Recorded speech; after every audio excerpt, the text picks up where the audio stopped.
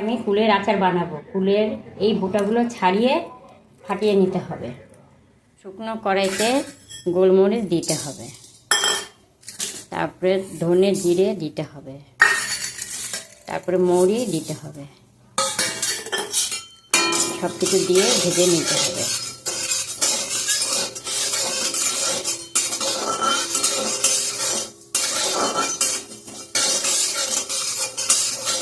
এবার যদি সেন্ট বেরিয়ে যায় তারপরে এটা নামিয়ে গুঁড়ো করে নিতে হবে।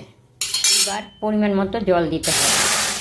জল দিয়ে যতটুকু গুড় তার হিসাবে একটু গুড়টা দিয়ে দিতে হবে।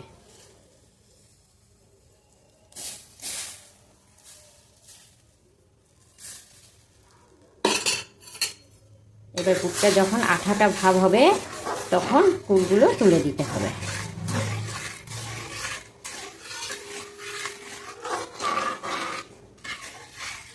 একটু আঠাটা ভাব হয়েছে, এখন কুলগুলোকে তুলে দেব।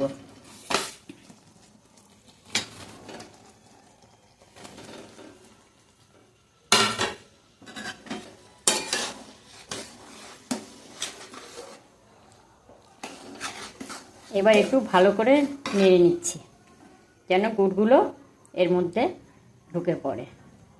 এবার কিছুক্ষণ রাখতে হবে। এর মধ্যে একটু লবণ দিতে হবে।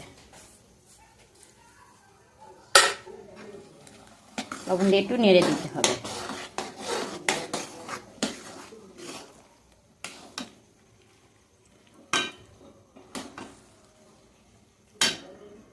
নেড়ে দিয়ে এবার ওই গুঁড়োগুলোকে দিতে হবে।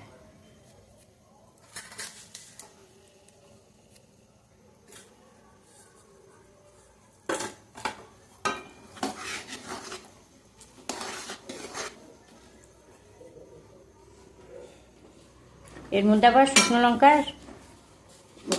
শুকনো কড়াইয়ের মধ্যে ভেজে গুঁড়ো করেও দেওয়া যায়, কিন্তু আমি দিইনি, ওইটা টক ঝাল হয়। আমি শুধু গুড় দিয়ে করেছি আর মশলাগুলো দিয়ে, এর মধ্যে লঙ্কা দিইনি। এটা একটু মিষ্টি ভাব হবে। এই 5 মিনিট থাকবে, তারপরে নামিয়ে ফেলবো। আচার বানানো হয়ে গেছে। ভালো লাগলে আপনারা বলবেন।